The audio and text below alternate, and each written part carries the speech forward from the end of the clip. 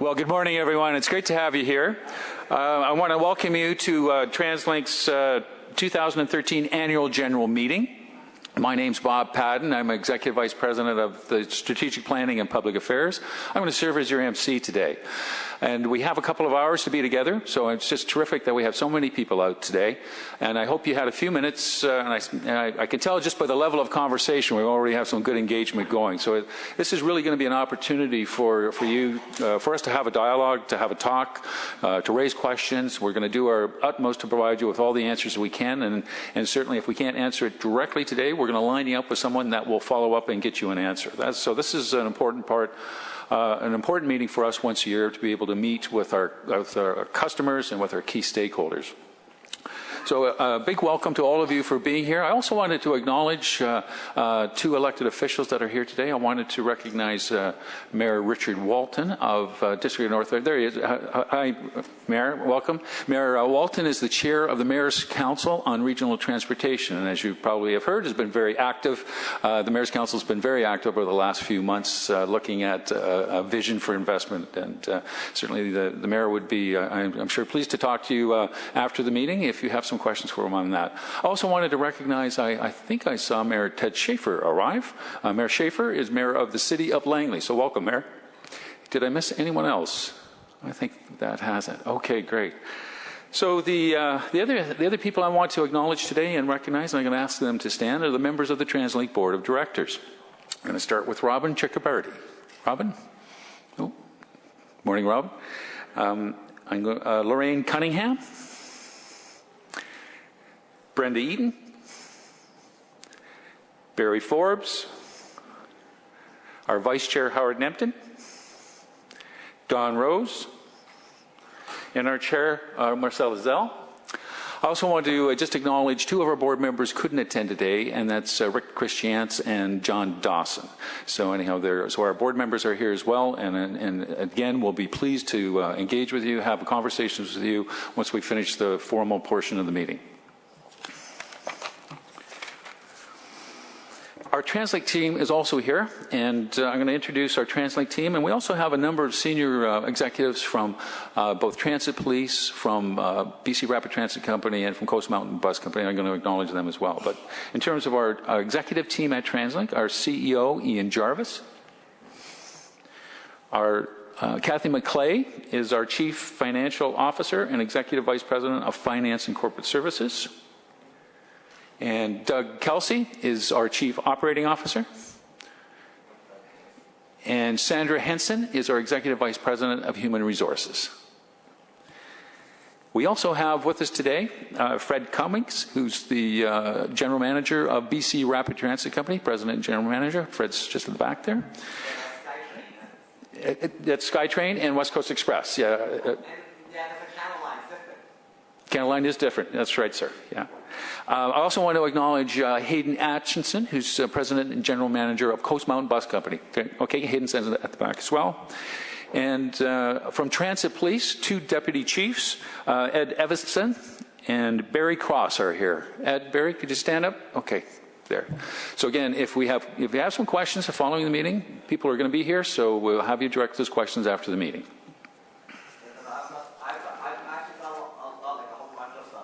Okay, that's great. Well, we can pick that up after the meeting, sir. So we're really pleased to be here at the City of Surrey. And I mean, this is a brand new City Hall, just recently opened. But one of the things that's important to us is this City Hall is one of the key anchors for a whole change in development that's happening here at Surrey Central. Now, unfortunately, Mayor Watts is away today, but she didn't want to miss the opportunity to speak to you. So we do have a video that I think is ready to go, and I just ask if we could cue the video, and a welcome from Mayor Watts.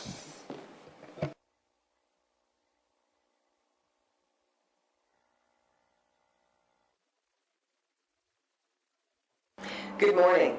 I'm pleased to welcome you to TransLink's 2014 Annual General Meeting. I'm sorry I'm unable to be with you as I am out of the country attending a conference on behalf of Metro Vancouver. I'm pleased that we are hosting the meeting this year at our new City Hall and Community Plaza. I would like to take a bit of time and tell you about this incredible building. When it came time to pursue this project, the overarching goal was to create iconic architecture that would stand the test of time. I believe that we rose to the challenge by bringing together ideas, vision, and inspiration, which have resulted in what you see before you today. Our new 200,000 square foot City Hall was built with sustainability in mind, and it includes numerous green features such as the district energy geothermal heating cooling system.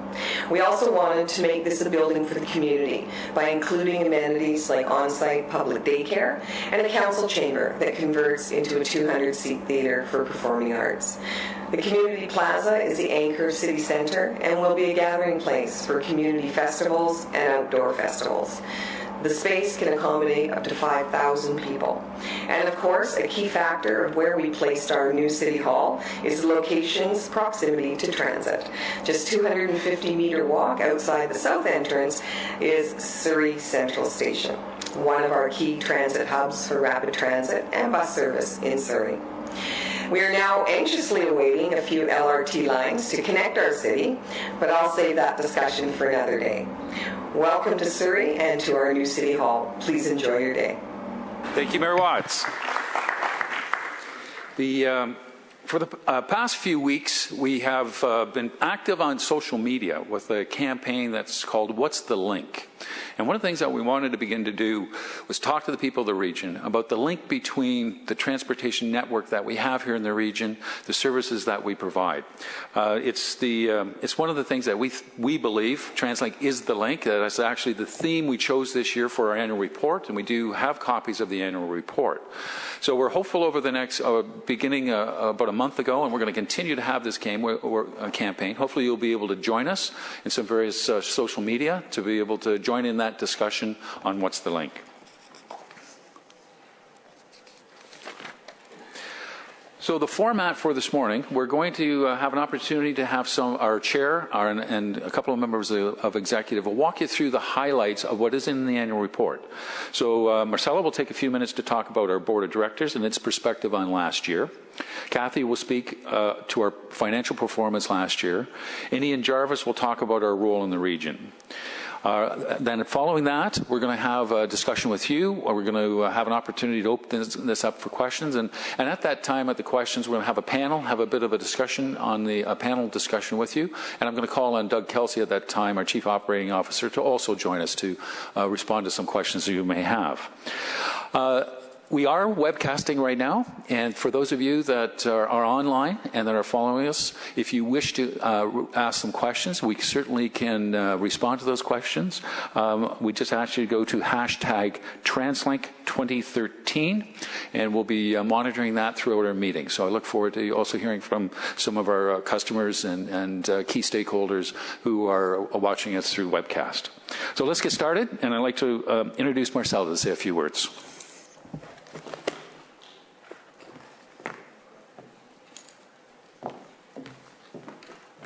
Thanks very much, Bob. And I'll take a few more than a few more words.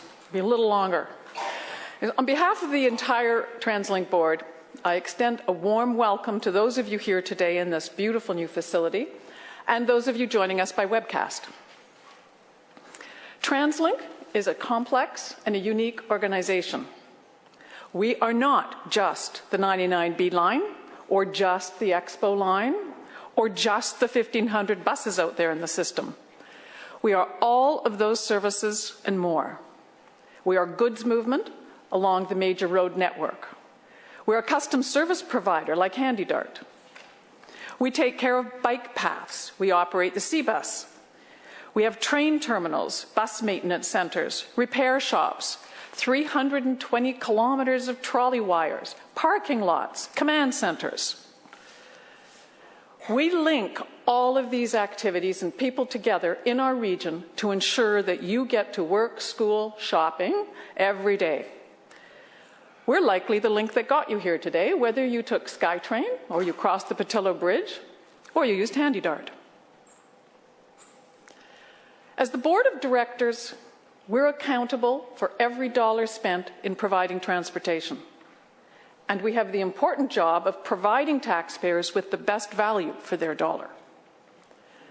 Today, you're going to hear how TransLink has done just that in 2013, delivered a valuable service for this region. The board measures value based on a number of factors. We measure it based on the service provided, the impact of the investments we make, our finances, and key projects. So I'll turn first to service. We provided reliable service 365 days of the year to 418,000 people who use transit each day in Metro Vancouver. For example, we did it with near-perfect reliability on the Canada Line and with a 95% on-time performance on the Expo and Millennium lines. The quality of our services means that more people choose transit. Ridership has grown by almost 80% since 2000. So not only are we moving more people on transit, we're lessening the pressure of congestion for those who have to use their cars to get around, and for the people and businesses that move goods in the region. We are also responding to the demand for choice through our investments. You asked for more buses more often, more and safer bike lanes, parking facilities, safe pedestrian walkways, elevators in all SkyTrain stations, and we responded. $248 million in additional investments in infrastructure and transit fleet upgrades were made last year to keep the system in good repair to serve the region for years to come. This includes many items. For instance, improvements to existing stations across the region, such as Scott Road Station here, for which we celebrated completion last week, and the new secure bike parking area that just opened at Main Street Science World Station on Monday. It includes upgrades to the 28-year-old Expo line and train control systems. It includes transit vehicle replacements that enable us to offer new services, like the Portman Express and the King George B line to serve growing demand south of the Fraser. In addition, we contributed $52 million to our municipal partners for the major road network and other road and bicycle capital projects. On a longer-term basis, one of the Board of Directors' jobs is to hold TransLink management to account for your taxpayer dollars.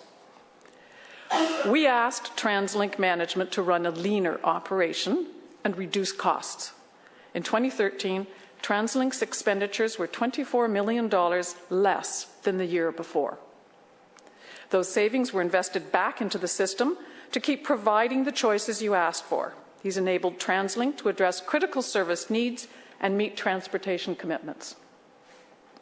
You're going to hear a lot of details about this from Kathy McClay, our Chief Financial Officer. And speaking of Kathy, I'd like to pause and just take this opportunity to congratulate Kathy. She was recognized as CFO of the Year in Innovation in 2013 by Business in Vancouver, a very deserving honor of which we are all proud. Well done, Kathy.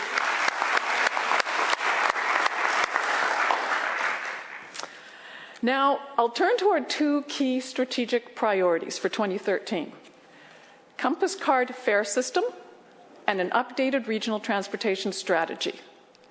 We are planning for the future. First, Compass. Compass will make it easier and more efficient for us to meet our customers' needs. The Compass Card replaces 150 different tickets and passes in one easy-to-use smart card that will give access to the entire transit system. No more paper. You will be able to load up the card from the comfort of your own home, and you can be protected if your card is lost or stolen. Last year, 10,000 customers and TransLink employees participated in a beta test of Compass. They documented their experience, sharing what worked and where improvements were needed. TransLink learned. Most importantly, we learned that we must take the time to get the system right. This is a major technology project, and we need a smooth transition for the 1.2 million rides on the system every day. To date, we already have 80,000 people using Compass. We actually hope to make Compass the most valuable card in your wallet, whether you're a first-time rider or a seasoned transit user. By linking technology innovation with transit, our goal is to make your transit experience better than ever. Now for our second key priority, a new strategic framework that will guide future transportation decisions. About 1 million more people will be living and working here over the next 30 years. We'll all be trying to get places, work, school, appointments.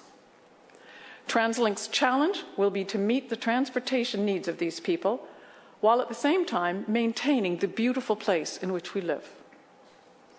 After spending 18 months collaborating with governments, stakeholders, and the public, we delivered a framework to help guide the transportation decisions that we'll continue to make. This is the Regional Transportation Strategy. The framework has 2 important targets for the next 30 years. First, to make it possible for half of all trips in this region by walking, cycling, and transit. And second, to make it possible to reduce the distances people drive by 1/3. And the way we'll achieve these targets is by investing in cost-effective new services, by managing the demand for transportation, and working in partnership with all levels of government. Now we need to work collectively to put meat on the bones and set the transportation priorities that can get us there, and how we'll pay for them. We know this region needs to shape growth in communities like Surrey, to replace the aging Patillo Bridge, to deal with overcrowding and pass-ups in the Broadway corridor, and to meet growing transportation demands in all parts of the region. Deciding on these options and timing is very difficult. It's a matter of balancing the needs and wants of individual municipalities while thinking about all the needs across the whole region. These decisions are being tested through the lens of our regional transportation strategy. Earlier this year, TransLink teamed up with the Mayor's Council to provide technical expertise to help the Mayor's Council in these decisions. We will also support the discussion that needs to take place with you, the people of the region, who will have the final say in the investment priorities and how we pay for them. The vision for transportation needs in the next 10 years is expected to be delivered by the Mayor's Council by the end of June. So to conclude, 2013 was marked by the achievement of goals set for the region, whether for service, for our investments, our finances, and our planning for the future. In 2014, we continue this work. The board is looking forward to supporting the significant effort and dialogue that will take place to detail the vision and funding options to meet our future transportation needs. So I thank you very much, and with this I would like to turn it over to Cathy McClay to talk about our financial and operational results for 2013.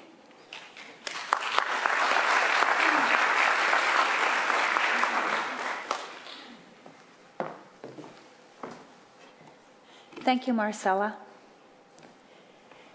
As TransLink's Chief Financial Officer, I'm constantly challenging myself to beat our financial performance year over year, realize new operational efficiencies, and keep running the services that matter most to us and to our customers. At TransLink, we consider you our customer, whether you take transit, drive, cycle, or walk. We all pay for the transportation system, and as stewards of your public's dollars, it's important that our enterprise is delivering the best value for the dollars invested. This only makes good business sense, and I believe that's how businesses must run today.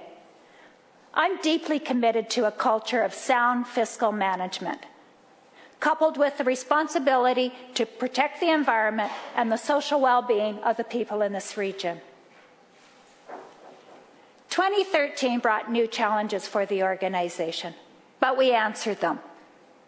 Our plan started the year including an additional $60 million of property taxes over 2 years. These funds were to go towards service expansion and upgrades to our aging infrastructure. But shortly into the year, these funds were no longer available. We had already launched an aggressive program to cut costs, find new efficiencies, increase revenues, and draw down the reserve to the lowest fiscally responsible level. Now we have the additional challenge to find $60 million over the next 2 years. Cutting existing service or newly introduced service was not an option. So we answered the challenge by delaying some of our capital spend and wrapping up our cost reduction efforts, of which every part of the organization contributed. These actions led to a $36.8 million surplus that allowed us to weather the financial challenges and meet the commitments to our customers. This is good news for everyone.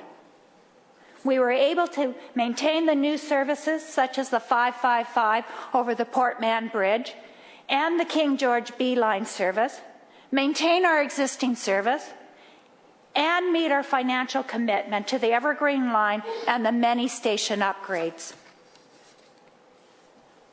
Our board demanded a leaner organization, and we're fulfilling that commitment. Since 2008, we've realized $73 million per year of operating and revenue efficiencies, reduced overtime by 71%, decreased fuel usage by using more fuel-efficient vehicles, made fuel costs more predictable by locking in fuel contracts up to 1 year in advance, reduced the cost of goods and services through improved procurement practices. We've optimized our bus service and right-sized our fleet by better matching delivery to customer demand. All at the same time, we've maintained the customer satisfaction level. We also needed to make some tough decisions in 2013. Increased fares and eliminated subsidy programs to make the fare system more fair and equitable for everyone. Our ridership numbers remained relatively flat or slightly decreased after years of significant growth. However, the demand for transit service still remains high. One area for the demand where the service is still high is at our custom transit, or Handy Dart. In 2013, we took an innovative approach to service delivery for our customers with disabilities. We piloted a taxi program to supplement the Handy Dart so that we could serve more customers. That taxi pilot program delivered 11,000 additional trips for these customers. We heard clearly from people with disabilities. Taxis need to be considered as one of the options for their convenience. We also heard that taxi operators needed to be trained to ensure the customer experience remains at the same high level regardless of what type of vehicle they are traveling in. As we announced last week, we will expand the use of taxis in 2014. Allocate $1 million in new funding, which will provide over 30,000 additional trips, and provide further taxi driver safety and service training. The expanded program will help more people with disabilities get to where they need to go. TransLink's performance is not only measured by the services we successfully deliver to our customers, but also how we handle our finances. The financial market measure is a critical component of our performance, our fiscal management. Once again, in 2013, the markets reaffirmed their confidence in TransLink. One of the ways we finance and pay for infrastructure that underpins the transportation network that we operate in is by issuing bonds. We are Canada's only public transportation agency to issue 5 successive bonds totaling $900 million. This money directly benefits the transportation improvement projects in this region. Investors' demand for our 5th bond in November 2013 was strong, raising $150 million. We've been told time and time again by investors they consider TransLink a stable and solid investment. They say we're well run and have prudent management. They say we have diverse and consistent revenue sources, and they say we're a strong and stable organization. Our credit ratings remain strong in 2013. Both Moody's and DBRS have reaffirmed our ratings as AA stable, which is considered a very strong credit rating. Investors can choose anywhere to invest their dollars. It speaks volumes that each time that TransLink has gone to the market, that the market has responded so strongly. Now that I've set the context, let me walk you through our 2013 report card. Operating revenues were $1.44 billion. Operating expenses were $1.40 billion. As a result of the efforts to reduce costs and improve efficiencies, TransLink had an operating surplus of $36.8 million. We did this by improving scheduling, reducing spare ratios for the various fleets, ongoing service optimization programs, and reducing the SkyTrain frequency on the weekends to better match demand. Our financial and operating performance track record speaks for itself. Operating costs per revenue passenger are lower today than 5 years ago. Operating costs per passenger kilometre are also down to a 5-year low. Thanks to investments in our bus fleets and trains and changes in our maintenance practice, our vehicles now travel further with fewer major breakdowns. As Marcella noted, we continue to link our transit customers to reliable service. Delivered 99.4% of the scheduled bus service in 2013. Delivered 99.4% of the scheduled SkyTrain service in 2013, despite some challenging days as we upgrade our aging assets. Met 95% on-time performance for the Expo and Millennium lines, 98% on-time performance for West Coast Express, and 99% on-time performance for Canada Line. As could be expected, our customers remain highly satisfied with our service. Further to the board's commitment, being a leaner organization is not a short-term fix. It's the way we must do business. We'll continue to look for ways to maximize our revenues, and we'll also continue to look for revenue opportunities. We'll continue to ensure our business is as efficient as it can be, and we'll continue to be accountable to the people in this region. It is my personal commitment that TransLink maintains a strong financial position, particularly as we look to the future. We'll continue to exercise fiscal prudence, and when the people in this region are ready for expansion and new investment, TransLink will be ready to go. I'll now pass you over to Ian Jarvis, our CEO. Thank you.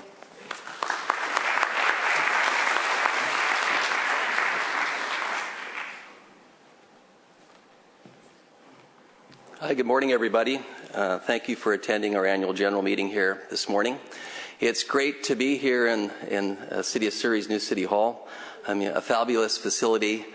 I'd say that the development that's taking place here in this part of the region is really a great example of how transportation investment influences land use, or where businesses choose to locate and where people choose to reside. In the case here, I'd go back to the Patella Bridge investment in late 30s, a public works project. Provided a road link across the Fraser River connecting to the Fraser Highway and the King George Highway, now the King George Boulevard.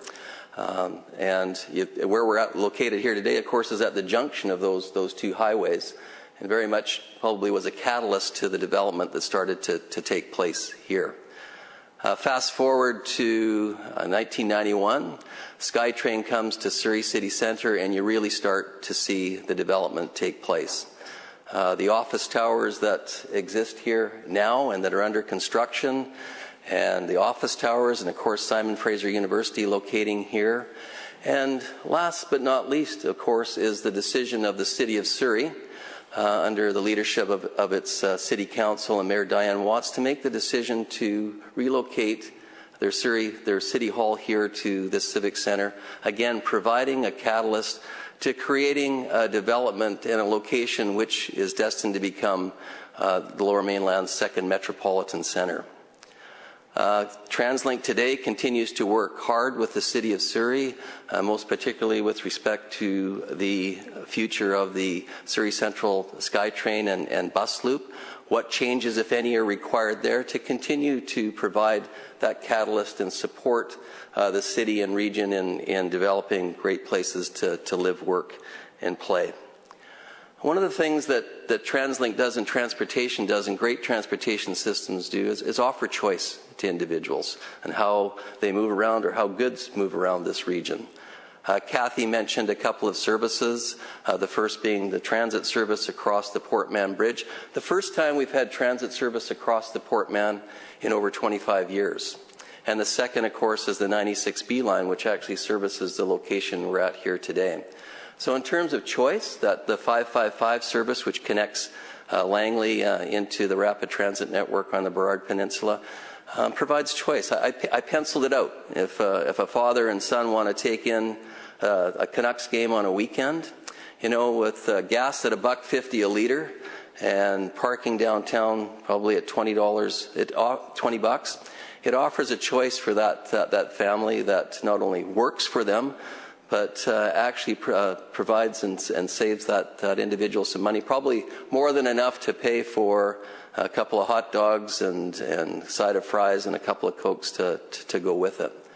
The 96B line, different again, provides choice. So that the 96B line will connect Newton Town Centre to Surrey City Centre and Guildford Town Centre. That will form part of the rapid transit network that's being planned and will be developed here south of Fraser. So by making that choice, working with the city to get that service in, it's about building ridership, establishing travel patterns for individuals to get to work or to school at SFU or to shop at the mall next door. Building that ridership as that rapid transit system is planned and developed.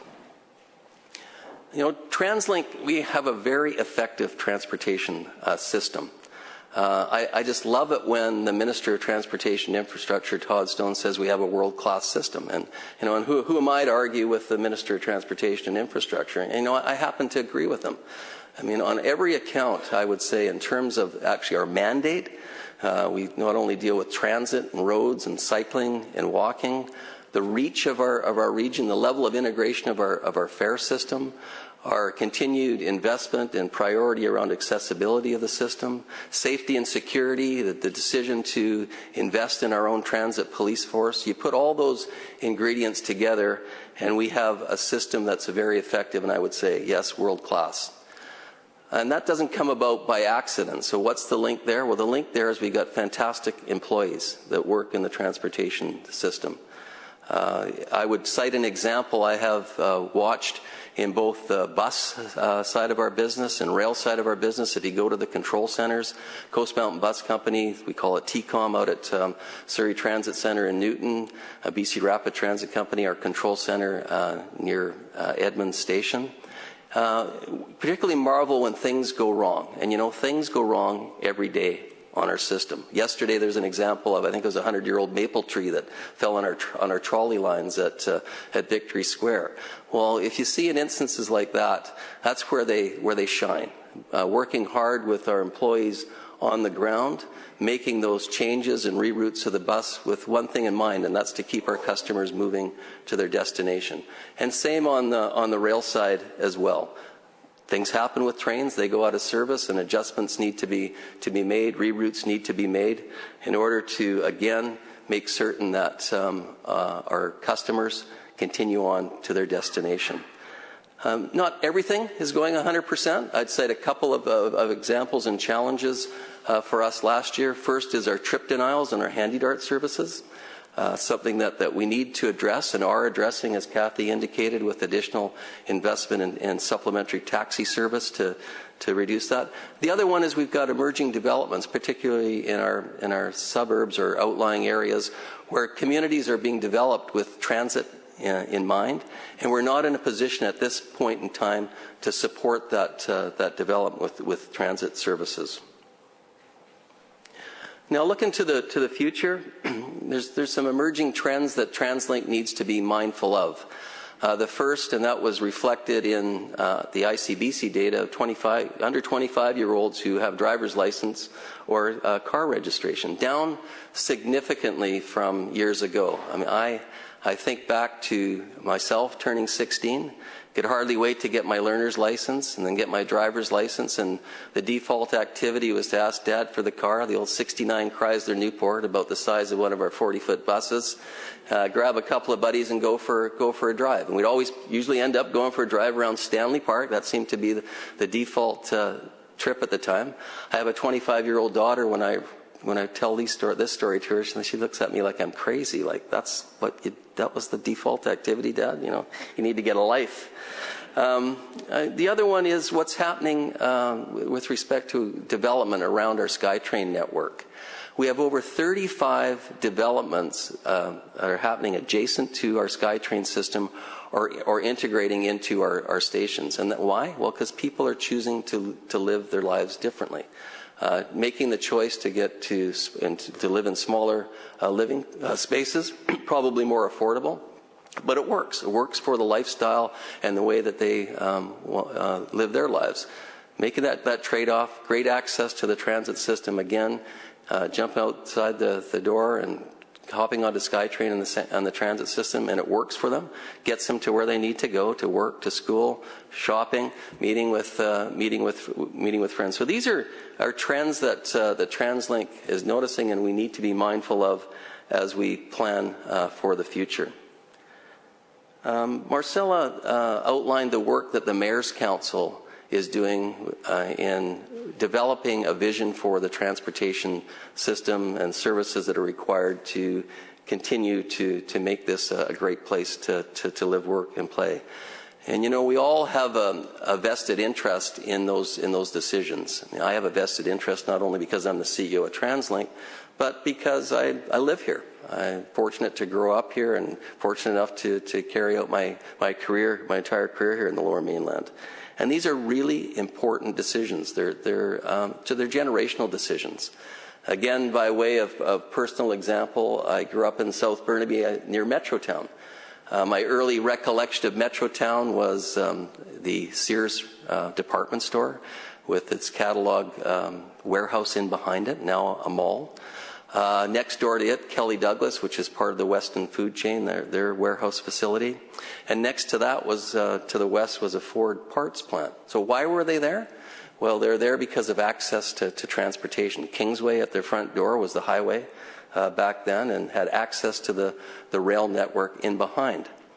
1986, along comes Expo and that investment in transportation, and you see the transformation begin.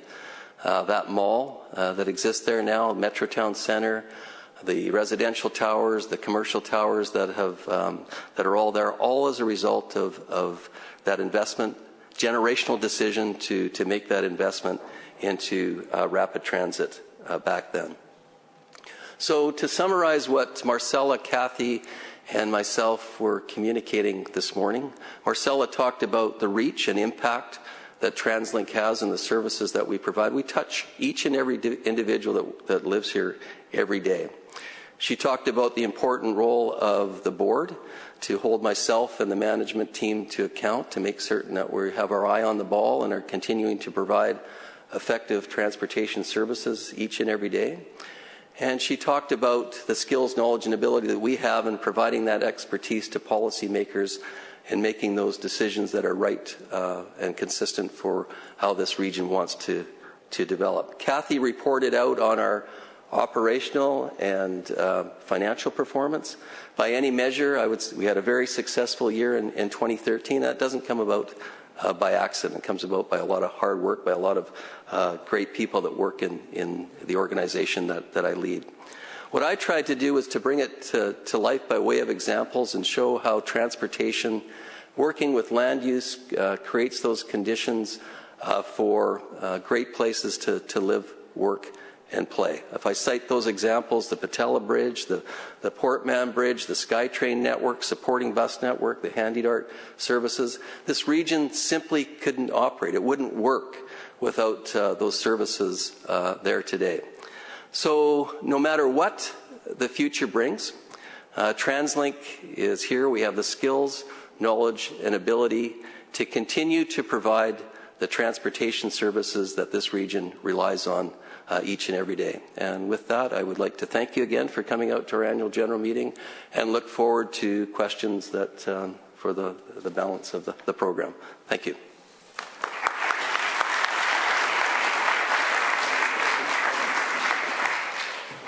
Well, thank you very much to Marcella, Ian, and Kathy. We're going to move into the next part, which is really opening this up for questions. But as I was sitting here, I was realizing we're a long ways apart.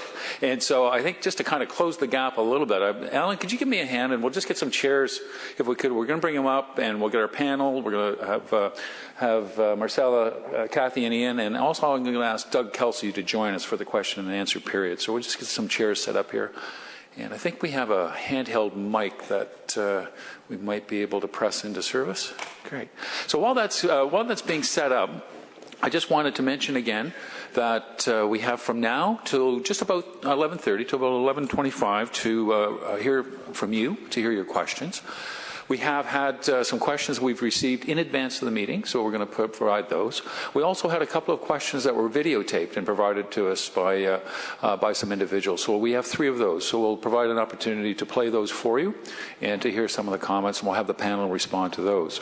For those of you who are following us online, as I mentioned, we do have a Twitter account, which you could reach us at hashtag TransLink2013.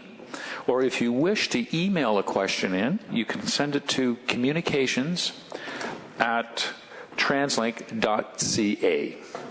And so our staff will be monitoring those online feeds, and what we'll try to do is be able to pick some of those questions up as we go forward.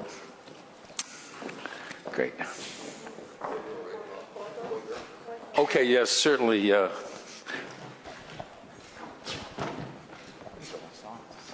the mic along to. Oh, sure. Good, okay. That's a little better. Great, thanks, and thanks for your patience on that, folks. So what I wanted to do now is we're going to get underway on the question period, and maybe just to kick some things off, I want to ask the panel to begin with, what would you say was the TransLink's biggest challenge last year? Marcella, could you start to respond to that one, please? I can, thank you. Are we on? We are on. Great. I like this boy-girl. It works.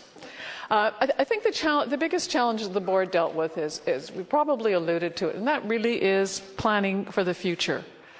What concerns the board the most is the growth of the population, the use of the system. This region has grown about 30,000 to 40,000 people every year in the last decade. The ridership on our transit services has obviously grown, and that demand continues. It doesn't go away. At the same time, as Ian noted earlier, there are communities that are being planned around transit, and transit is not there. So people are using their cars when they probably would have chosen not to use them. So this concerns the board to see what the future looks like and how quickly we can accommodate new investments into the system to accommodate the growth of all of these people. So the board's biggest challenge is indeed that, looking at the future. What does the future look like? What should it look like? At the same time, very importantly, they are proposed governance changes, which we're waiting for the legislation to be enacted, which will alter the relationship between the Mayor's Council and the board. And that also looks to the future in terms of how effectively we will all collectively work together to deliver those services to this region. All of that, of course, depends on the vote of the people in this region for more services. So that's our biggest challenge. From my perspective, I'd say we have a great transportation system. Again, that doesn't come about by accident. So the biggest challenge is making certain that we meet that customer commitment each and every day. It's a complex business that we operate in terms of matching resources, people to vehicles, to schedules. Very simple to say in one line, but it takes a lot of hard work by this organization, close to 7,000 people each and every day, and meeting that transportation commitment, the services that people rely on.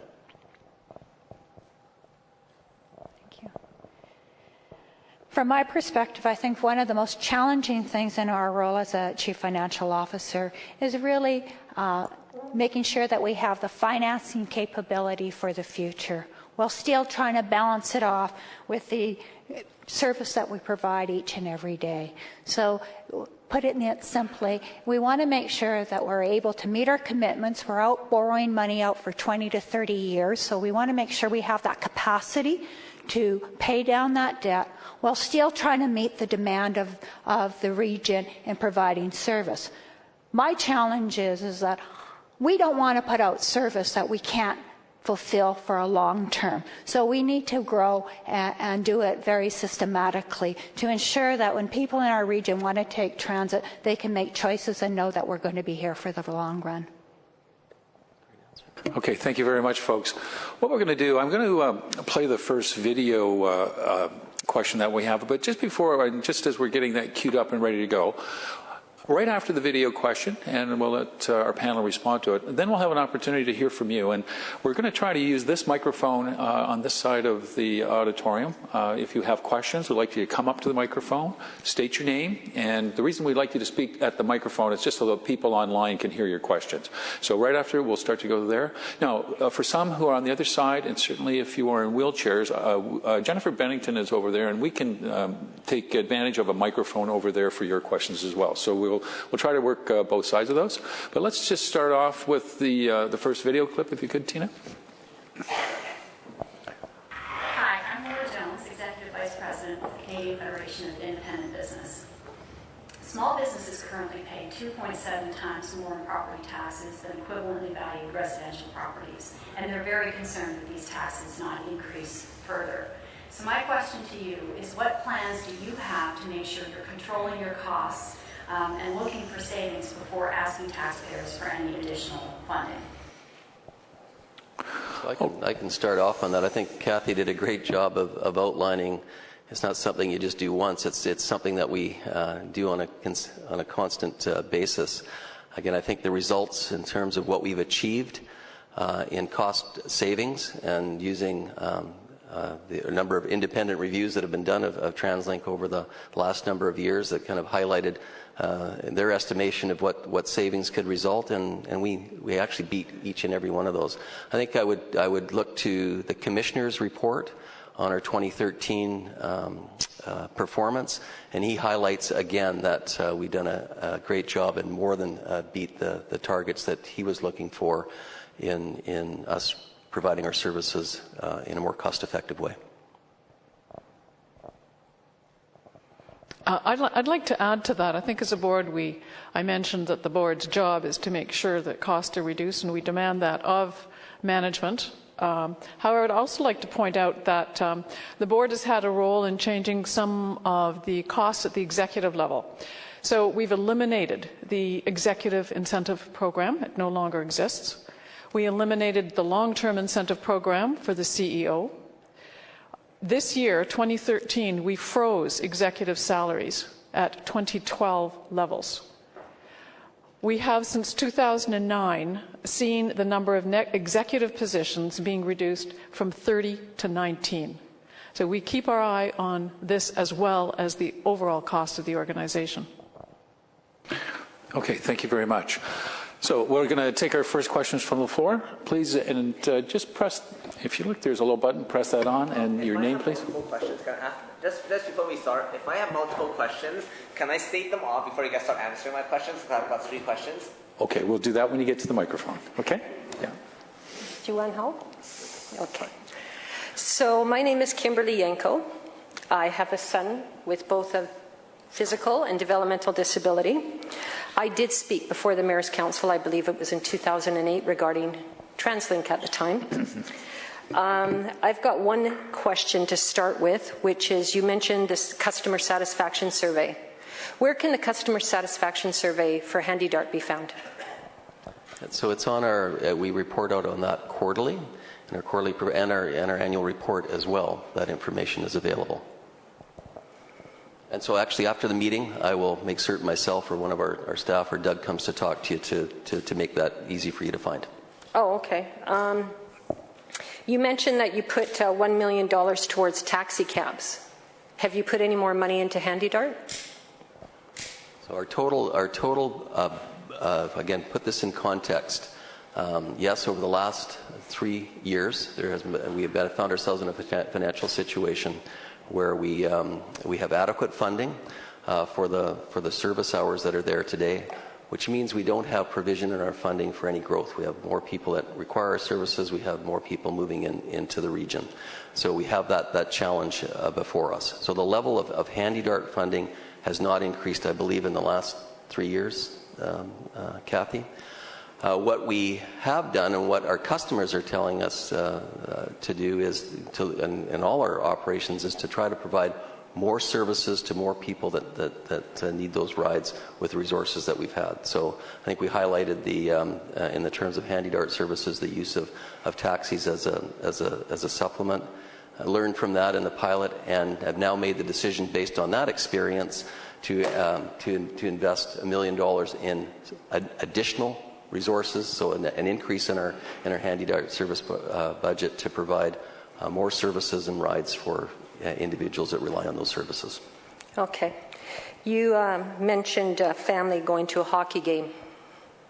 It's all well and good a family can go to a hockey game. My son can't get to a medical appointment, can't get to school, and can't get to work experience because he's been denied services by HandyDart over 40% of the time. It got to the point that we just gave up. We started rearranging our family schedule. We started scheduling days off work so that we could accommodate our son. Our son now sits at home doing nothing. Why? Because he has no way to get there. We are a working family too, and we pay our taxes, and our son is not getting HandyDart services like he should be getting. He's entitled to the services, just like everybody in British Columbia is entitled to public transit. He's been denied those services 40% of the time, over 40% of the time. I'm telling you right now, the service with HandyDart is appalling. You are denying people services to education, medical, and possible job employment. Okay. It's deplorable. I challenge each and every one of you to get in a wheelchair and not get out of it for a week and try and access your own system and see how that goes. Okay. I'd like to... You won't be able to do it. I'd like to thank you for your comments and your questions. I do want to provide an opportunity for some other people to provide questions, but thank you for your comments and your questions. Okay, yes, sir. Okay.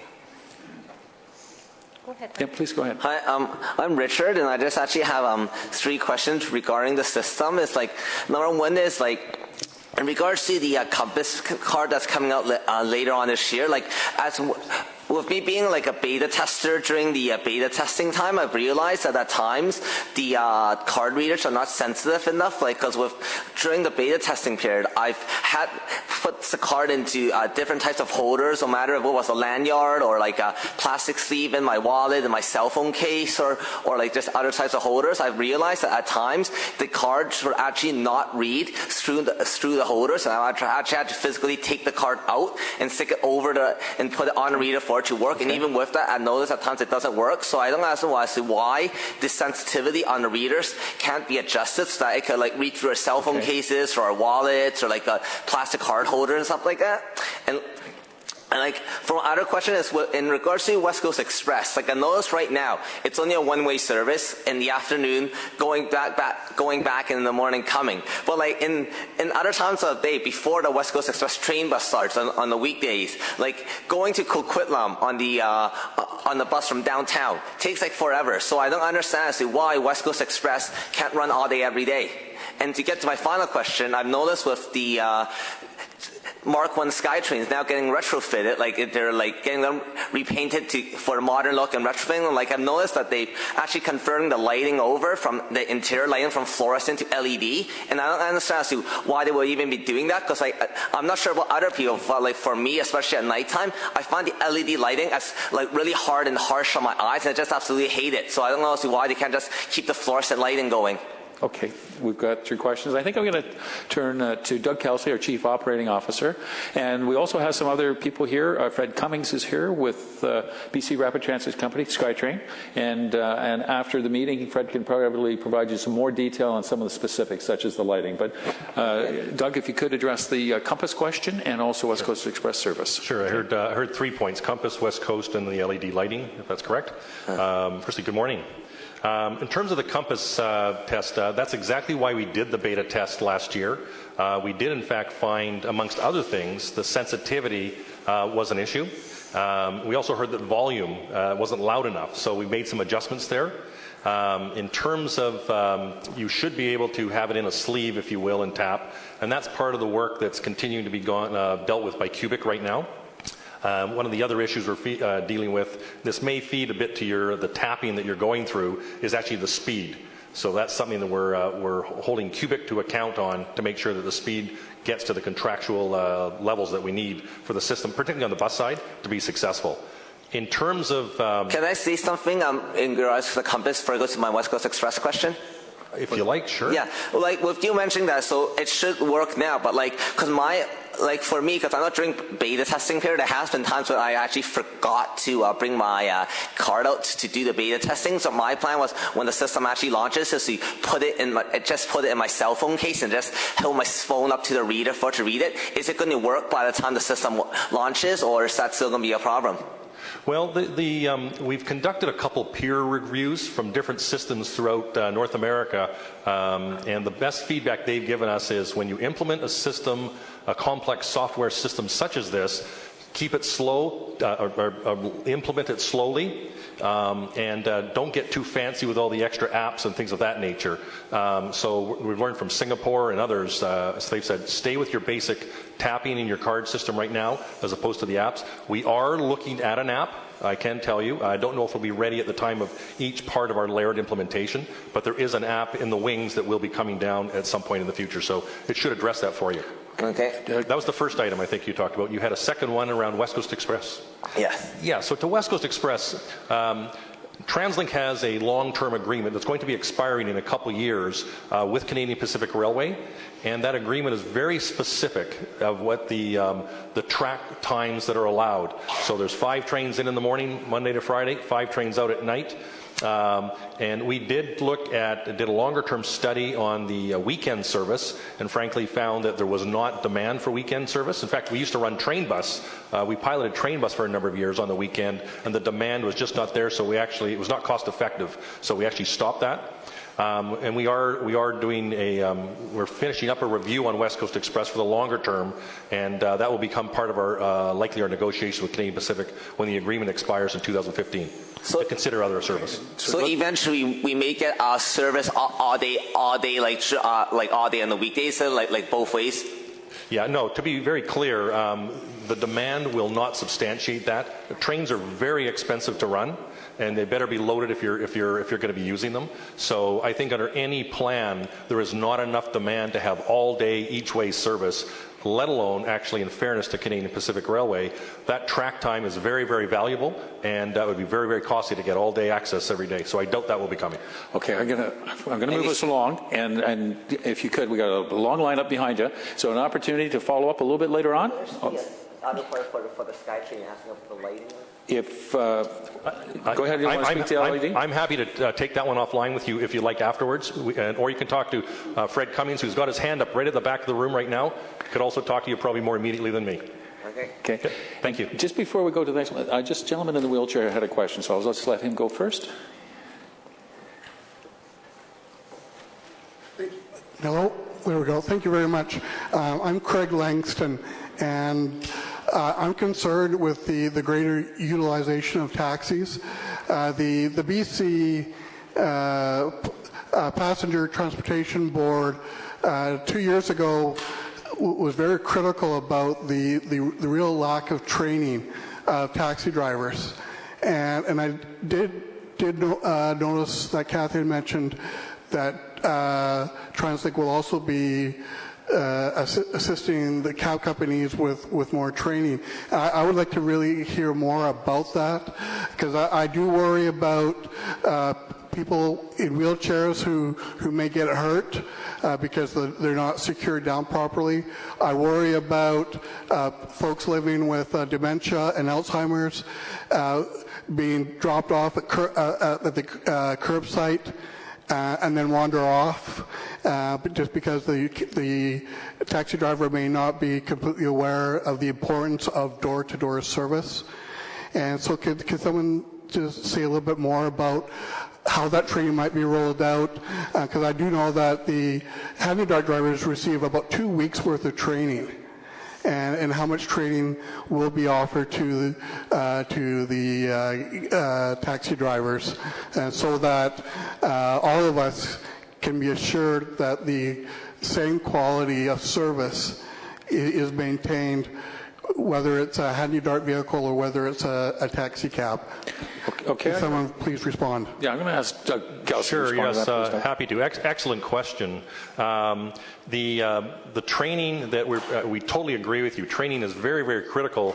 Whether you're driving a handy-dart vehicle, you're driving a normal bus, you're involved in the train system, any frontline person needs training, including taxi people as well.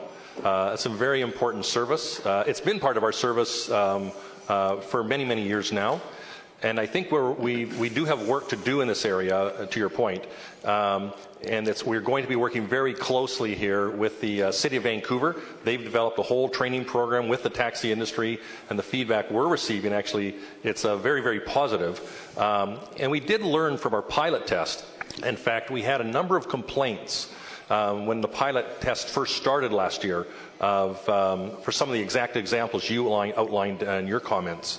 And however, as we invested in that training, we saw a significant decline in any complaints. And in fact, the most recent customer satisfaction work that we've done with the customers, specifically around taxis, show that in fact the satisfaction level now is actually equal to our whole conventional transit system.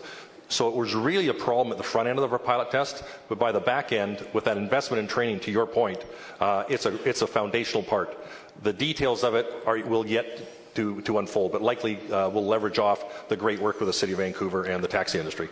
Okay, thanks, Doug. Next question here at the microphone, please. Could you just push the button on? There you go. Thank you. My name's Allison McLean, and I've been to Afghanistan for a time working, and unfortunately have blown out 2 knees. I've been on handy-dart. I've been involved in the pilot taxi service, and I've been involved with the Canada Line. Most recently, 2013, August, September, October, I was fully disabled with my second knee replacement, and I have to say all of those services get a failing grade. And I could not wait to be fully able-bodied again with my new titanium knee, to be able to get back in my vehicle. The pilot taxi service, of which I was a part of, re-injured me on the way to Peace Arch Hospital because the taxi driver was impatient.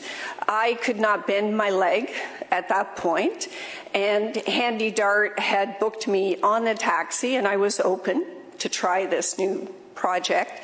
But they also booked an elderly woman with a walker. He was trying to squeeze the 2 of us into the taxi, and he hurt both of us. That was the reality. Caused me an extra week of physio, which I didn't appreciate. So what I would caution with your taxi service for the fully disabled, whether they're surgically disabled, as I was, or people who have no choice, who are fully vulnerable, is that, first of all, you caution that they're only allowed to take 1 person, 1 passenger who is fully disabled at a time. That proviso has not been in there. So I challenge you to please make sure that that is adopted, number 1. Number 2, the handy-dart call service. I had a standing order, which no longer exists. 4 years ago, you could, when I had my first knee replacement with Handy Dart, you could call in if you had scheduled physio, which wasn't going to be changing as in my case. That has changed. In 2013, you had to call once a week to book your twice-a-week pickup, and it was an average call wait on hold of 2 hours. I then proceeded to email and was advised that Handy Dart service recipients like myself are not allowed to email, that if we email, that our requests will not be honored. In this day and age, email requests should be honored. That was ridiculous as a business person. So my concern is, and also on the Crescent Beach bus, I was refused service from Bridgeport because I was on crutches. And the driver openly stated that he didn't feel comfortable having me on the bus because he thought of me as a hazard with my crutches. And he also did not feel comfortable asking the able-bodied people who were sitting in the disabled seating to get up and vacate. So I had to wait for 2 buses on crutches. So in my case, thank God, with the use of surgical technology, I'm only disabled on occasion for 2 or 3 months. But when we look at our other people who are vulnerable, they deserve better. And so I'm sorry, as an able-bodied person who experiences Handy Dart, Canada Line, all the TransLink services, as soon as I say, August, September, October 2013, they were not up to par, and that's why I'm here today. Well, thank you for your comments. And we'll just take that as input into some of our considerations, so we won't be responding to that, but I appreciate you taking the time providing the comments. Yeah, Bob, I do want to comment, though. The experience you did go through is not acceptable. I think for any person who's gone through the surgeries and such that you had to go through, there are tremendous bus operators out there on Handy Dart, on our whole transit system. If you've had some of those bad experiences, I would like to follow up with you specifically afterwards. This is part of why we actually are doing the broader Handy Dart review strategically. So there's areas where we're doing a lot of really good things, and there's areas where we've got to shore those up. So where those things are legitimate, I really would like to understand that better. I think it's also important that with all the challenges that we have out there, this is also considered one of the most accessible transit systems all in North America. So we've come a tremendous way. We have more to go, so your feedback's very helpful. Thank you. Okay. Next question, please. Hi, my name is Kelly. I'm a transit rider. I don't want to talk about the Handy Dart service, but I do want to talk about the West Coast Express service. Basically, the West Coast Express service operates 5 days a week, one way going to Vancouver, the other way going to Mission. It's shared with CP Rail, which is operated by half passenger and freight car services that run the service during the day. I know there are special occasions like the Sun Run, fireworks. Those are the only 2 that do special events that happen to be happening in the city. One of the biggest ones is Canada Day, where a lot of festivities in Vancouver take place in Canada Place or around the Vancouver facility like Granville Island, or in Canada Place for that matter. However, the West Coast Express does not operate on Canada Day because it's a holiday and a lot of people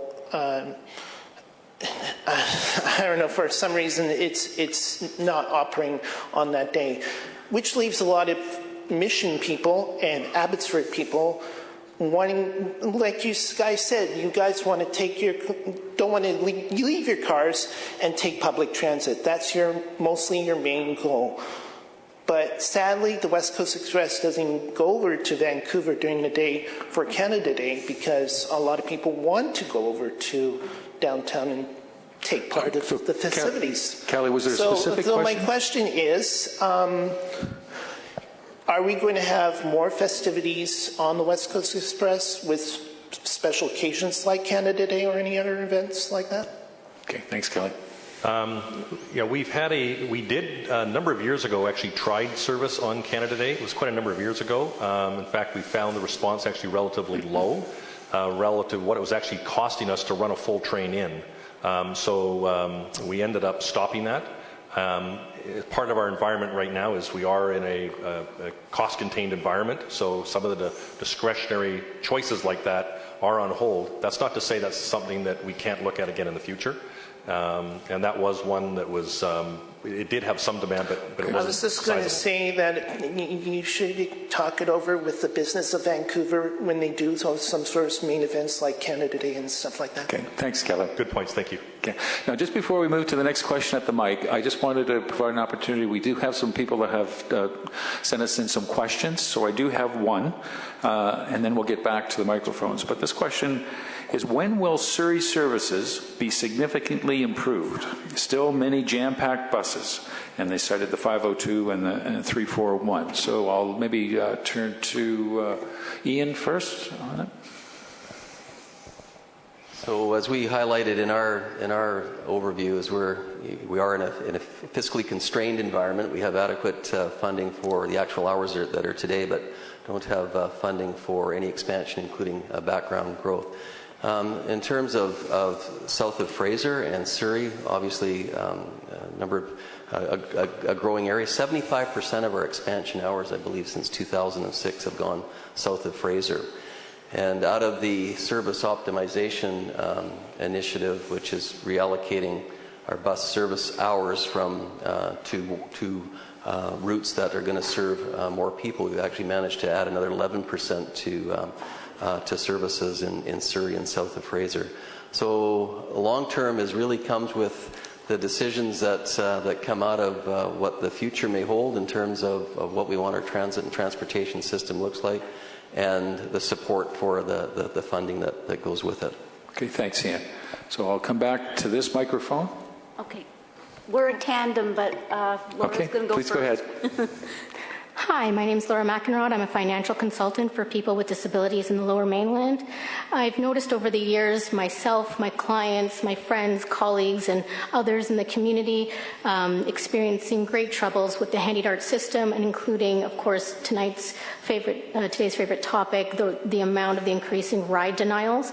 I just do want to say thank you for giving the extra additional funding of the $1 million, which will provide for thousands and thousands of more trips around the city. I think that will greatly improve people's quality of life, but it is still difficult for people to be able to get to work, school, medical appointments, and of course, very important to go out and be able to have those quality of life experiences. Some people, of course, can't even think about even trying to find gainful employment or go to university if, of course, they know that their rides will be denied and they just can't even get there in the first place. And people end up becoming more homebound and shut-ins. Like listening to this other person, one of the first speakers we had here today, and her son. So my question is, what kind of strategies for the either additional funding or other kinds of strategies that you're planning on putting into place is going to happen for the upcoming 2014-2015 year? Thank you. Okay, thanks. I'm going to ask, or Ian, you can start. So the strategy that we're working on in terms of accessible transit, and as Doug indicated, put things into perspective, TransLink is recognized as, I'd say, an industry or world leader with respect to commitment to accessibility. There was work done that was approved back in 2007, our access strategy. And so out of that, there's a number of initiatives, and one is, I would say, looking at what's happening on the system in terms of the performance and ability to meet that demand. We're looking at a number of initiatives. One is more use of looking to what other jurisdictions do. Montreal, for example, I think 85% of the trips are use of taxi. That's just one strategy, using taxis to augment the conventional handy-dart service, which will never go away. I mean, there's always going to be, you can't replicate the quality of service that's provided and the nature of those services with the taxis. You just can't serve the needs of individuals with those requirements. So that, as well as getting better at our scheduling, getting better at our customer service, all those are things that we're working hard on the ground now. With respect to expansion, again, harkens back to what we need, what services are needed for the future, and the funding that's supported to undertake those services, Bob. Thanks, Ian. And I want to ensure we've got 4 more people for questions. We've got about just under 15 minutes. I want to get to them, but I just wanted to check with Jennifer. Was there one more question there, please?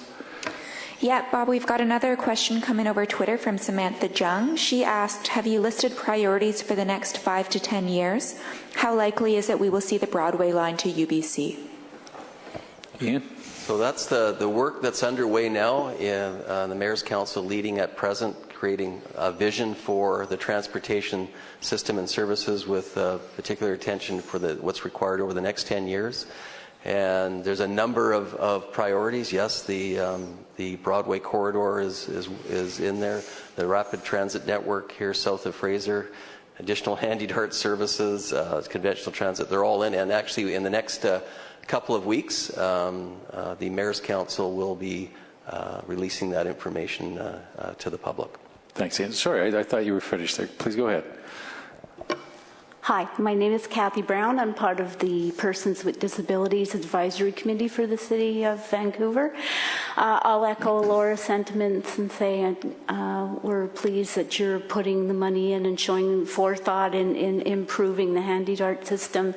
But with forethought comes action, and we'll be keeping close tabs on how well this works in terms of cutting down the number of refusals and getting people where they want to go. Because as everyone else has said, transportation access is a right and not a privilege, and we all need to have it.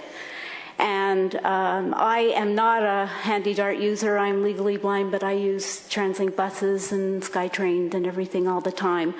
I will say that your signage pretty well sucks most of the time for visually impaired people, and your audio announcements on SkyTrain and buses are very inconsistent, and I think drivers sometimes put them off because they find them annoying, but we find them very valuable. So I think there should be a consistent range that you have on all your buses and SkyTrains, and that should not really be tampered with, because it really is a problem.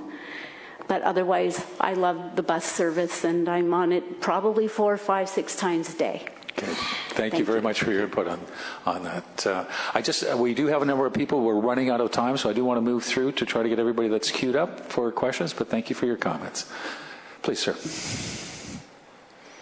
Good day. My name is Tyler Felbell, and I'm Vice President of Amalgamated Transit Union, Local 1724, and we represent the drivers and office workers at Handy Dart.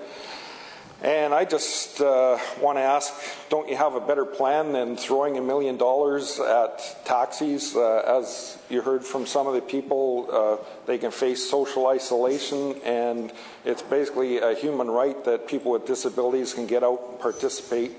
You know, young people to go to school, get a job, or our elders who've worked hard to build up this country. And I've been a cab driver myself in the past. I'm sure some of them try to do a good job, but giving them a quickie 4 or 5 hour training is no comparison to a well-trained, experienced handy dart driver who does it all the time. So I would submit that TransLink should be thinking longer term. You say you want to have a future vision, you want a world-class system. Well, one of the marks of civilization is how well a society treats its citizens with disabilities. And I think TransLink has shown an ideology towards contracting out not only to the cabs but also to the handy dart service itself. And right now, God knows how much profit is going towards an American contractor who's managing the system. I think TransLink should be considering bringing it in-house as a regular subsidiary and saving the profit that's right now going out of the country. It should be run by TransLink. They should be providing an appropriate number of buses to accommodate people with disabilities. So, okay, thanks for your comments. Doug, did you want to respond to the next steps on strategy development? Did you further comments on that? No? Could you pass the microphone down? I think we should take that as input, okay. Bob. Yep. All right. Hi, Nathan Woods representing Metro Vancouver Transit Operators. We all know, we've heard a lot of things here going on about handy-dart drivers and work users, and you know, the upset that they have. Your survey indicated that people were pleased with the service. Today, that's not representative. There's a lot of issues that I could raise, whether it was violence in the workplace, whether it was service optimization. The question that I haven't heard, or the issue that I haven't really raised here, is with regard to the referendum. We all know the difficulties that are going to be faced by TransLink with the referendum result, or when the question will be called. My question is twofold. Is TransLink going to champion an effort to gain support for a successful referendum? And in the event that there isn't any success to the referendum, listening to Ian describe this morning about the fact that there's not going to be any new transit service developments, that raises huge concern from the user and the driver, that if there's not going to be any new service development, what's going to happen to transit as it continues to get optimized? And taking from Peter to pay Paul, you're running out of resources to be able to do that with a regional population that's going to be increasing. What does the 2017 to 2020 outlook look like in terms of reduction of service? Okay, thank you. Marcella? Thank you for the question, Nathan. There were two parts to your question. One was around will TransLink champion the referendum and who's handling the referendum. And your second part of the question was around what happens if there is no new funding. Why don't I just very briefly address the second part of your question. If there is no new funding, TransLink will obviously have to work within the envelope of the funding that it currently has. It's not the place anybody wants to be, and I can assure you it's not the place anyone at TransLink wants to be, but that is the reality, and that is what will happen. So understanding what the plans are, what the vision is for the future that the Mayor's Council is working on right now, and taking that to a referendum is indeed absolutely critical, as you say. If I could, now I don't know if Mayor Walton would like to offer a few comments on behalf of the Mayor's Council.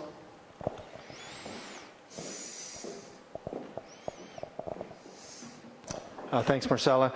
It's a very good question. The referendum will go under royal assent probably in the next couple of weeks, and it is law. The leadership of the referendum, I think we're learning a lot about referenda as we speak. I think most of us are, because referenda have not generally been successful in BC. So our feeling from Mayor's Council is, and we'll be discussing this in detail in the next few weeks, we need a broad coalition of organizations and levels of government in order to run a successful referendum campaign.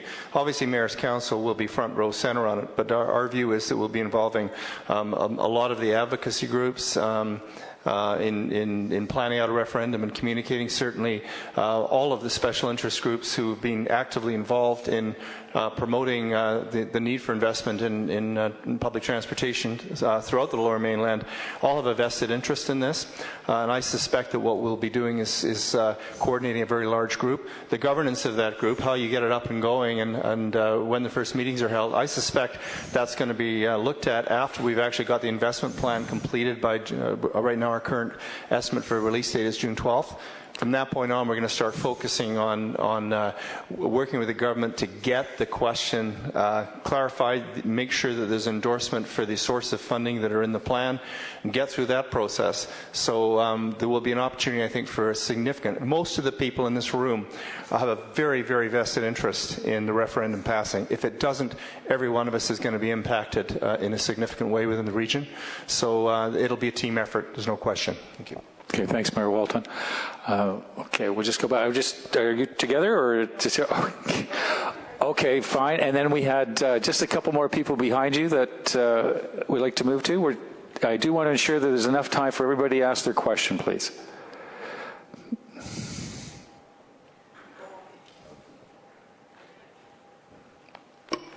Hello, my name is Raj Anjua, and I live in North Shore and been working with the transit operators for the last 15 years, quite involved with Unifor. And my question to Mayor's Council and Chair for TransLink is, what are the plans for the new transit depot in North Shore? Because our area is growing, and we do need to put that plan for our social, economic, and environmental benefits. And she would like to have some question. What is it? Oh, later. Okay. Okay. No, she doesn't have no question, but at the end, I really want to salute all the transit operators who do a tremendous job day in, day out, given the circumstances.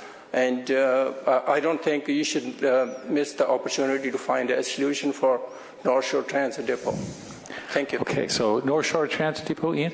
So the response on that for the next near term, the decision, our first choice was to locate a transit depot on the North Shore. We were not successful in that in terms of finding a suitable site in time to catch up to our operational requirements. So our current action that we're on now is that the existing North Shore depot is going to close, I think within the next 2-3 years.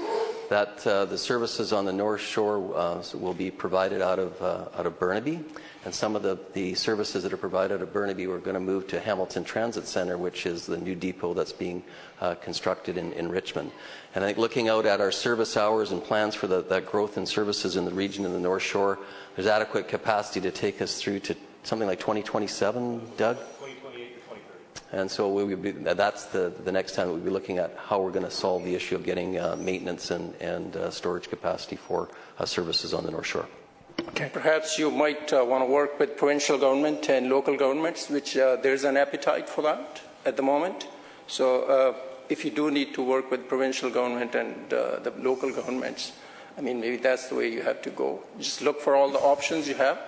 I mean, you can't really isolate the region without, there was only one bridge that's going to basically cross from all the buses from one end to other end. Okay. I think that would be really a very, very negative decision for the community at large in North Shore and the businesses too, right? So those are all considerations and risks and factors that went into the plan we're on now. If there's some new ideas, certainly open to hear those. And I'd asked you to talk to Doug after the question period here. Curious about what those would be. Thanks. Okay. So ladies and gentlemen, we are nearing the end of our time. I want to ensure Eric and Jill both have an opportunity to raise their question. We have some online and some video questions that we may not be able to get to today, but with that, let's certainly hear from Eric. Yeah, my name is Eric Doherty, and I've been working with a number of hats, and I've been working quite hard to try to get this transit referendum passed and make it a transit referendum about getting a really much improved transit system. And I'm actually a little bit concerned about where things are going with the Handy Dart service, because I think this will be crucial for the referendum campaign. I'm a transportation planner, and I wrote a report called Metro Vancouver's Aging Population and the Need for Improved Handy Dart Service. And it outlines in detail all the difficulties that transit agencies across North America have had trying to fit the taxis into accessible transit service without injuring the riders. And the fact is that our taxi system across North America is set up on the basis of entrepreneurial contractors who have to rush. They're poorly paid. Most of them are not making a living wage if they don't own their own taxi license. Most of them are not making the basic living wage. They can't take the extra time. They have to either take shortcuts with safety, with the comfort of their passengers, or they're losing a paying ride with a tip. You've got a very, very difficult situation here to try to make that work where other transit agencies have failed and failed and failed again, sometimes with fatal consequences. A lot of the people who ride Handy Dart, minor injury for you or me may result in pneumonia and death. So what I want to ask you is, you've done a pilot project, and I went on your website last night and I searched and I looked in all the obvious places. Where's the report?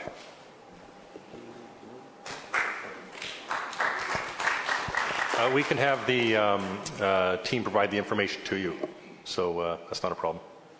In terms of taxis, I think something that's important is that taxis are only a tool in the toolbox, and they're not for every circumstance. So I think some feedback that others have raised today, I think are really very important, that there are many circumstances where a taxi is not going to be appropriate. And that's part of the learnings we're looking to say, look at this in a sort of strategic longer term. But there are many circumstances, just like using the conventional transit system where it does work. We've spent millions and millions of dollars making that accessible for those who are able to use it. Taxis are another tool in that toolbox, but it's not for all, for sure. So I'd agree with you. And we'll get that information to you. Okay. And I think it's important to say, Doug, that the strategy, the success of it's reliant on the taxi industry to meet those standards. And so it's incumbent upon us to work with them and make certain that those conditions are in place. But I just want to remind you, you're trying to succeed where others have failed. And I'd also ask that you not just supply that report to me, that you supply that report to on your website where every Handy Dart rider can get to it. Thank you. Thank you, Eric. How do I get this down? Like that? Okay. Thank you. My name is Jill Weiss. I am the chairperson of the City of Vancouver Persons with Disabilities Advisory Committee, which is a civic agency that represents people with disabilities in Vancouver and represents a broad range of disability groups. I'm also speaking on behalf of the Seniors Advisory Committee, which was unable to be here today but asked me to present their views. The first thing I'd like to say is thank you. We have been asking for years for you to increase the number of taxis in the Handy Dart system, and you have listened, and we really appreciate it. And we really appreciate the $1 million additional added to Handy Dart when funds are so tight, and we really appreciate that it is being allocated to taxis. The reason we have been asking for increased taxi use within Handy Dart for over 4 years is because it provides approximately twice as many rides per dollar as a dedicated Handy Dart ride. In addition, oh sorry, I'm having trouble with my iPad, sorry. And we very much appreciate that you are ensuring that there is required taxi driver training, which is absolutely essential. It is true, of course, that if you take a ride with anyone who is not trained, whether that person is a bus driver, whether that person is a Handy Dart driver, or whether that person is a taxi driver, if they're not trained, they're not going to be safe. However, the evidence to the contrary of the previous speaker is that with appropriate training, taxis are absolutely equally as safe as a Handy Dart vehicle, and there is much published research to support that, which I'd be pleased to provide you with.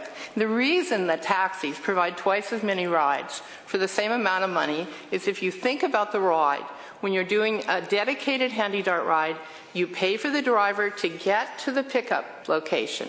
Then you pay for the ride, and then you pay for the driver to get to the next location.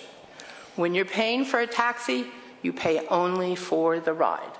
And that is why in Vancouver, across Canada, and across North America and the United States as well, taxis are half as expensive. They provide twice as many rides for that reason. You're only paying for what you get. You don't have any waste. You don't have any deadheading. So this is what we've been asking for years, and we really, really appreciate it. I also want to point out that there was an independent audit of TransLink, which said, to the contrary of Mr. Sorry, I've forgotten how to pronounce your name, but said that in fact our Handy Dart system is the worst in Canada, and he went and compared it on many, many different measures, and he said it was, actually I think he said, an expensive, inefficient system has just gotten worse. Okay, and his most important criticism was the failure of our Vancouver Handy Dart system to use taxis. And he compared that to other areas in Canada, which of course use taxis significantly more. The use of taxis in a handy dart system is the best practice internationally. In Montreal, for example, they use approximately 85% taxis. They provide twice as many handy dart rides as we do for the same amount of money. In San Francisco, they use 50% taxis. They provide the same number of rides as we do for half the amount of money.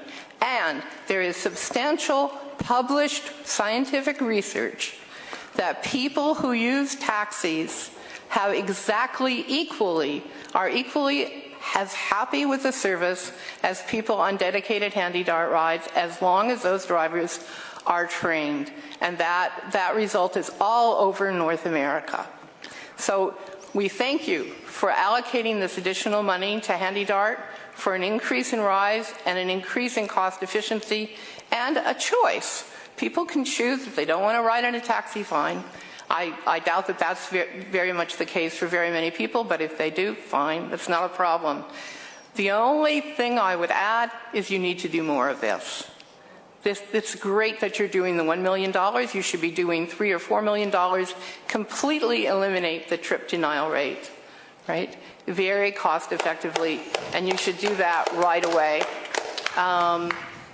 And in addition, you should be looking at increasing the number of taxi savers that people can buy and reducing the user payment of taxi savers so that it comes to close to what a handy dart ride would cost. And many people will stop booking rides through handy dart and they will just use their taxi savers. That's what happens in San Francisco. And that would be a very efficient use of a very small amount of money compared to your overall budget. And you would get huge amounts more rides. People with disabilities could actually live lives and travel in the city. So I thank you deeply. We all thank you very deeply for what you've done, and you need to do more of it. Not a huge amount of more of it, but significantly more of it. Thank you. Okay. Thank you very much for your comments. That concludes the speakers that we had. And I'm sorry, Jane. Okay. So I'll make my comments brief because I know we're going over. Could you just state your name, please? Yeah, my name is Jane Dyson. I'm the Executive Director of the BC Coalition of People with Disabilities. Unlike my colleagues, I don't use handy dart, but I have been working in this field for many, many years, advocating for changes and improvements to handy dart. I have to tell you that the eye-opener to me with the use of taxis was when TransLink was going to take away the Taxi Saver program. I received so many calls from people with disabilities and seniors who told me that they use taxis rather than handy dart for a number of different reasons. For many people with health issues, the shared ride service just does not work. The trips are too long.